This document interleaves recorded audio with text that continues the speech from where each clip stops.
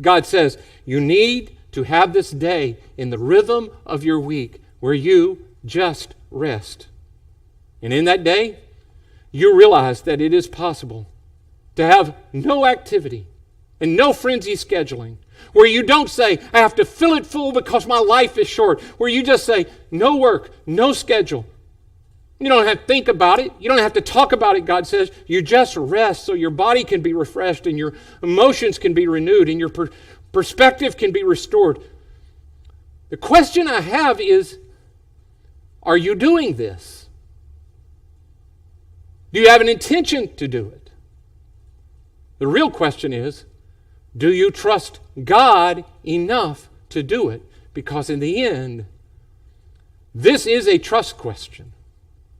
Or are you like a little child who believes you will miss out on something if you don't cram your life full? Are you willing to not say? Are you willing to say, God, my devotion to you and following what you've asked me to do is more important to me than my work and my success and my plan? God says, just rest. People, just rest. And you'll discover this amazing thing. You'll discover, there's a real good chance if you finally decide that you will rest and do no work, here's what you'll discover. The sun will come up the next day. Because this world, it was running pretty fine before you got born into it, and it will be running fine long after you are done, because your world that you think is your world is not your world. This is your Father's world. And He was doing perfectly okay.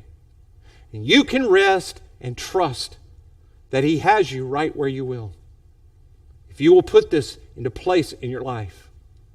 So that's the first word, rest.